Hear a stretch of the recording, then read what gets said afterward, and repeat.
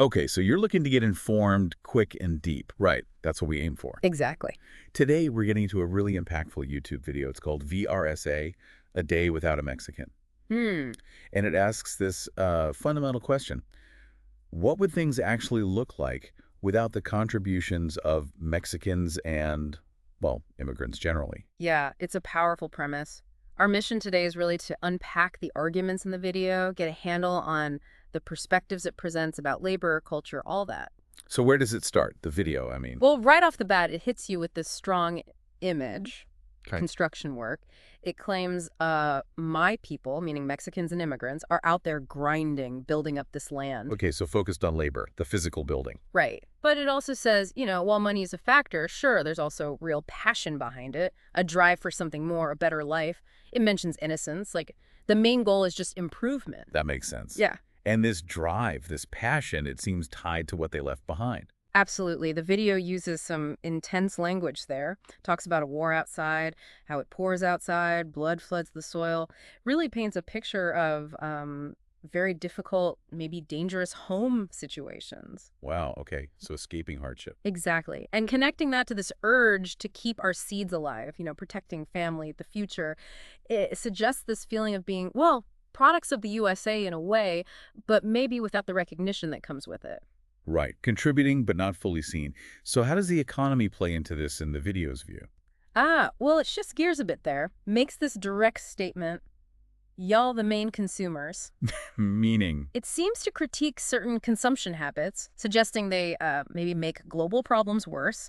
But then the video argues the blame gets unfairly pointed at immigrants. the scapegoat idea. Precisely. There's this line, the beast's belly's never full, implying this endless demand in the system, and when things go wrong, it's easier to blame the newcomers. And does it connect this to why people emigrate? It does. It claims that actions by, well, presumably powerful nations destabilize their home countries. Creating the problem they then blame immigrants for.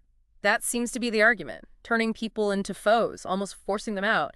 It also criticizes sending young people on, quote, death missions, highlighting a real human cost. So it challenges that simple narrative of just wanting to leave. Definitely.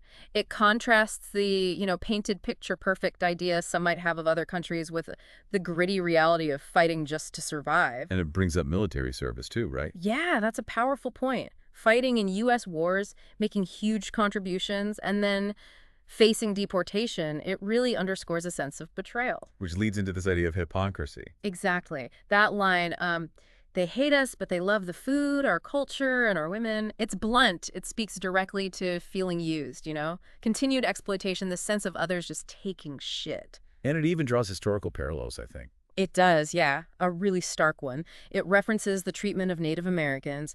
Look at how y'all did them. Mass genocide from sickness. That greed mixed with that venom. Wow. That's framing it within a much longer history of injustice. Right. It positions the current situation as part of a pattern. Okay, so looking forward, what's the tone? Is it despair? Not entirely. It acknowledges the demographic shifts. Brown is growing. Yeah, I know it's scary. Scary to some, maybe. Right. But the video sort of reclaims it, calls for unity, saying they don't want us to unite. There's this undercurrent of resilience, like humble, but we ready for a fight. A fight for what, specifically? For what's ours, essentially. For justice, for rights. It questions borders, asks directly, how are you going to separate the children? Hitting that really emotional point about family separation. And how does it wrap up? What's the final thought? It ends with this powerful, almost defiant statement about making their absence felt. If they weren't there, people would feel it. It's about demanding recognition, dignity. So, summing it all up, the video argues immigrants are essential, they face immense hardship, and there's a deep sense of injustice. That's the core of it, yeah.